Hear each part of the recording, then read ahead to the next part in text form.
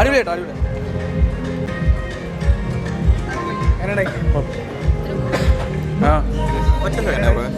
കൊള്ളാം.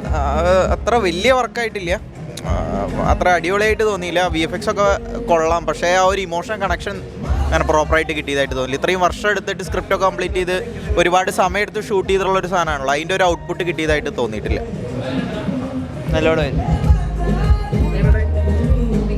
നല്ല പടമാണ്.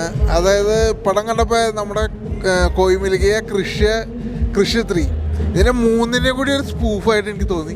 എന്തായാലും പടം അതായത് നല്ല രസമുണ്ട് കണ്ടിരിക്കാൻ. VFX ഒക്കെ കിട്ടില്ലായിട്ട് വന്നിട്ടുണ്ട്. പിന്നെ അതേപോലെ തന്നെ ജാദു അങ്ങനത്തെ സംഭവം, ജാദുവിന് പകരം ഇതിൽ ടാറ്റു സെയിം എൻഗേജിങ് ആണ്. നല്ല രസമായിട്ട് കണ്ടിരിക്കാവുന്ന സംഭവമുണ്ട്. കൊള്ളാം.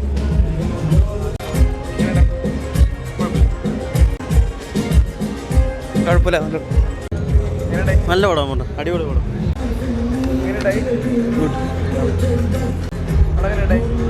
പടം കൊള്ളാം. ഫാൻറ്റസി ആണെന്ന് അറിയാലോ നമുക്ക്.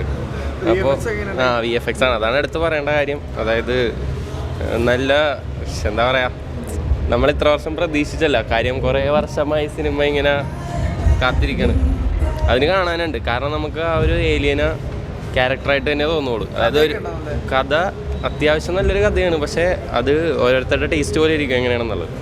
സിനിമ നല്ലതാണ്. ശിവാർത്തികൻ സ്ഥിരം പെർഫോമൻസ് തന്നെ നന്നായിട്ടുണ്ട്. കോമഡിയൊക്കെ നന്നായിട്ട് വർക്കൗട്ടായിട്ടുണ്ട്. പിന്നെ കാണുന്നവരുടെ, അതായത് നമുക്ക് ഈ ഒരു ഫാൻറ്റസി അംഗീകരിക്കാൻ പറ്റിയ നല്ലൊരു സിനിമയാണ്. മെയിനായിട്ട് പറയാനുള്ള VFX തന്നെ നല്ല സൂപ്പറായിട്ടുണ്ട്. എടുത്തവരെല്ലാം ഇത്ര നാൾ കാത്തിരുന്നതിന് ഫലം ഉണ്ടായെന്ന് തന്നെ പറയാം. അത്രേ ഉള്ളൂ.